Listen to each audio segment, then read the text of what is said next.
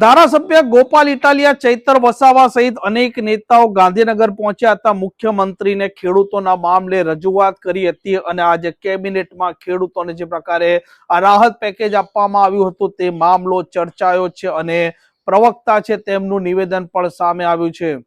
વૈષ્ણવજન તો તેને કહીએ જે પીડ પરાઈ જાનાને રે.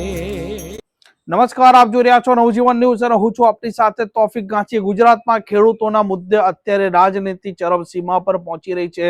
કોંગ્રેસ અને આમ આદમી પાર્ટી ખેડૂતોને પડતી હાલાકી છે તે સતત ઉપાડી રહી છે. રાજ્ય સરકાર છે તેને ઘેરી રહી છે, કૃષિ મંત્રીને સવાલો પૂછી રહી છે અને ગઈકાલે ધારાસભ્ય ગોપાલ ઇટાલિયા, ચૈતર વસાવા સહિત અનેક આમ આદમી પાર્ટીના નેતાઓ પહોંચ્યા હતા મુખ્યમંત્રીના પાસે અને ખેડૂતોનો કડદાનો જે મામલો છે તે સાથે સાથે ખેડૂતોને સરકારે જે રાહત પેકેજની જાહેરાત કરી છે તે મામલે તેમણે રજૂઆત કરી હતી અને આજે કેબિનેટમાં જ આ ખેડૂતોનો મામલો ચર્ચાયો છે અને રાહત પેકેજ જે પ્રકારે ખેડૂતોને આપવામાં આવ્યું છે તે જ મામલે રાજ્ય સરકારના પ્રવક્તા જીતુ વાઘાણીની પ્રતિક્રિયા પણ સામે આવી છે.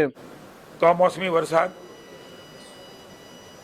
પૂર, વાવાઝોડું, કુદરત એ સમગ્ર વર્ષ દરમિયાન ગુજરાત અને આપણા કિસાન ઉપર રૂઠી હોય એ પ્રકારે વર્ષ દરમિયાન તમે મેં જોયું છે.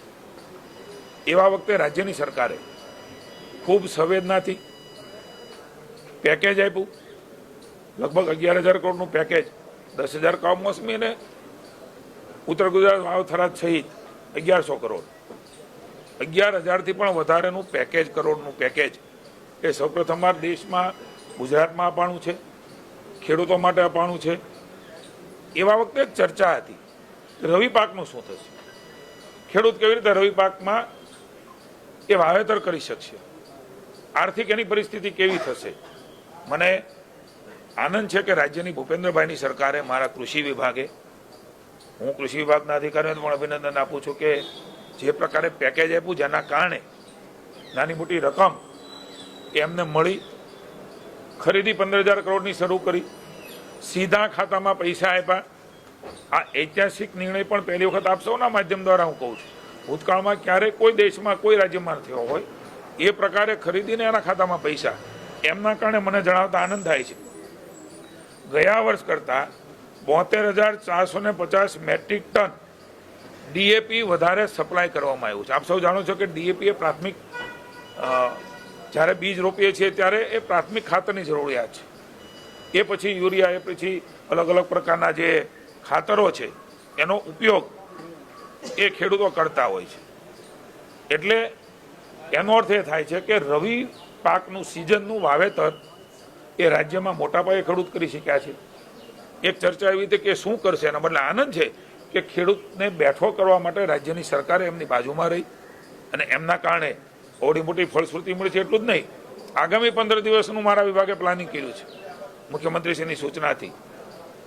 1,41,875 મેટ્રિક ટન યુરિયા એ સપ્લાય કરવાનું પ્લાનિંગ થઈ ચૂક્યું છે. એટલે કુલ મળીને લગભગ 2.25 લાખ મેટ્રિક ટન વધારે યુરિયા એ ગુજરાતમાં આ વખતે ગયા વર્ષની સરખામણીમાં આપણે આપ્યું છે, આપી રહ્યા છીએ. એટલે રવિ સિઝન એ ખૂબ સારી આપણી જવાની છે. ખેડૂતોને એમાંથી નાની મોટી એની મહેનતની કમાણી પણ થશે. ઈશ્વરને આપણે પ્રાર્થના કરીએ કે બરાબર રીતે ઈશ્વર પણ એમાં આપણને આશીર્વાદ આપે. હું થોડા આંકડા પણ મૂકું છું. રવિ સિઝનમાં 37.52 લાખ હેક્ટર વિસ્તારમાં વાવેતર થયું છે, જે ગત વર્ષ કરતાં 37,000 હેક્ટર વધારે છે. એક બાજુ ચર્ચા હતી રવિ સિઝનમાં ખેડૂત શું કરશે, પણ રાજ્ય સરકારના પ્રયાસોથી ખેડૂત બેઠો થયો, હિંમતથી આગળ વધ્યો અને રવિ સિઝનમાં એ વધારે કરી શક્યો. ગત વર્ષે 37.15 લાખ હેક્ટરમાં વાવેતર હતું. અલગ અલગ વાવેતરો જે થયા છે, મારે રાજ્યની જનતાને અને ખેડૂતોના ધ્યાનમાં રહે એટલે મૂકવું છે કે ચાલુ વર્ષે ઘઉંનું વાવેતર 10.83 લાખ હેક્ટર, ચણાનું વાવેતર 7.10 લાખ હેક્ટર, તેલબિયા પાકનું વાવેતર 2.66 લાખ હેક્ટર, મસાલા પાકોનું વાવેતર 3.24 લાખ હેક્ટર, બટાકા પાકનું વાવેતર 1.59 લાખ હેક્ટર સરેરાશ વાવેતર બટાકાની વાત કરું છું ઉત્તર ગુજરાતના ખેડૂતે પેદા કરે છે. 21% સરેરાશ એ વાવેતર એ ગયા વખતે કરતાં વધારે રહ્યું છે. એને અંદરથી આમદની મળે છે એટલા માટે એ પ્રેરાયો છે. રાજ્ય સરકારની નીતિઓના કારણે ખેડૂત પ્રેરાયો છે. રવિ ઋતુમાં કૃષિ પાકોનું વાવેતર ખૂબ સારું નોંધાયું છે. એ આપણા સૌ માટે, રાજ્યના અર્થતંત્ર માટે અને ખેડૂતો માટે મહત્વનું એ પુરવાર થવાનું છે. ટેકાના ભાવની જે ખરીદી છે એ કુલ 10.12 લાખ ખેડૂતો પૈકી 4.75 લાખથી પણ વધારે ખેડૂતોને 10.50 લાખ મેટ્રિક ટન જથ્થાની કુલ રૂપિયા 7537 કરોડની, ફરી વખત કહું છું, 7537 કરોડની ખરીદી એ થઈ ચૂકી છે. જે પૈકી 2.18 લાખથી પણ વધુ લાભાર્થીઓ એટલે 2.25 લાખ ખેડૂતોને એના ખાતામાં 34.38 કરોડ રૂપિયા સીધા જ એમના ખાતામાં નરેન્દ્રભાઈ જે પ્રકારે ડાયરેક્ટ ખાતામાં જમા કરવાનો નિર્ણય કર્યો, વચેટિયાઓ કોઈ નહીં, કોઈ વ્યક્તિ સીધો હું તને અપાવીશ અને દલાલી કરે, એ ભૂતકાળની વિપક્ષની સરકારોમાં થતું હતું. નરેન્દ્રભાઈએ આ દેશની જનતા માટે જે ડાયરેક્ટ બેનિફિશિયર છે એના ખાતામાં ટ્રાન્સફર કરવાના નિર્ણયના કારણે આ શક્ય બન્યું છે. રાહત પેકેજ પણ અત્યાર સુધીમાં 23.18 લાખ ખેડૂતોને ઓનલાઈન 6890 કરોડ રૂપિયાના બિલો એ તૈયાર થઈ ગયા છે.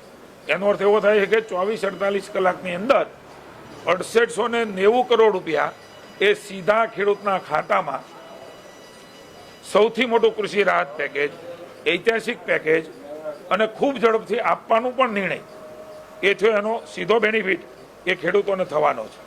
17.92 લાખ ખેડૂતોને આજ દિન સુધીમાં 5330 કરોડથી વધુની સહાય ડાયરેક્ટ એમના ખાતામાં જમા થઈ ચૂકી છે. બીજો પણ મંત્રીમંડળે નિર્ણય કર્યો છે.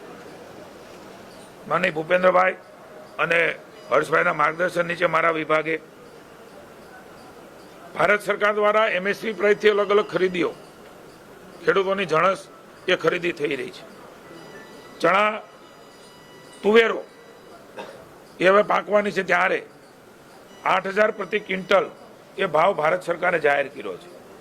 ખેડૂતને સપોર્ટ મળે એટલે સપોર્ટ પ્રાઇસ એ કેન્દ્ર સરકારમાંની નરેન્દ્રભાઈના માર્ગદર્શન નીચે આ વ્યવસ્થાઓ બની છે, જે પહેલી વખત છે MSP પ્રાઇસથી ખરીદીઓ થવાનું. એનો લાભ એ ખેડૂતોને મળી રહ્યો છે. એટલે નરેન્દ્રભાઈ પછી આ પ્રકારની ખરીદી શરૂ થઈ છે. એનો ભાવ પણ મેં આપને જણાવ્યો. કેન્દ્ર સરકારની સૂચના મુજબ મને કહેતા આનંદ છે કે 100% જથ્થો એ તુવેરનો ખરીદવાનો નિર્ણય એ કેન્દ્ર સરકાર નરેન્દ્રભાઈના માર્ગદર્શન નીચે રાજ્યની ભૂપેન્દ્રભાઈ અને હર્ષભાઈની સરકાર દ્વારા લેવાયો છે.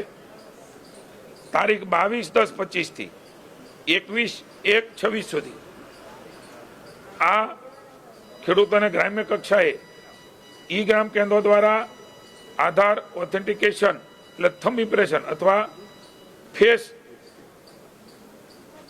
ઓથેન્ટિકેશન દ્વારા વીસી મારફતે વિનામૂલ્યે ઓનલાઈન નોંધણી નાફેડના સમૃદ્ધિ પોર્ટલ ઉપર કરવામાં આવશે. એટલે જે લોકો તુવેર પકવી રહ્યા છે એમના માટે આનંદની વાત છે કે એમની ખરીદી પણ એ રાજ્યની સરકાર એ ટેકાના ભાવથી ખરીદી રહી છે અને વધુમાં વધુ નોંધણી એ ખેડૂતો કરાવે એવી પણ મારી વિનંતી છે. 22/12/25 થી શરૂઆત થશે અને 21/1/26 સુધી એ શરૂ રહે છે. 8000 પ્રતિ ક્વિન્ટલ કેન્દ્રની સરકારે ખરીદનો ભાવ નક્કી કર્યો છે, જે બજાર કિંમત કરતા વધારે છે. આ પ્રકારના સમાચાર પ્રકારના અહેવાલ માટે નવજીવન ન્યૂઝ ચેનલ સાથે જોડાયેલા રહો. નમસ્કાર.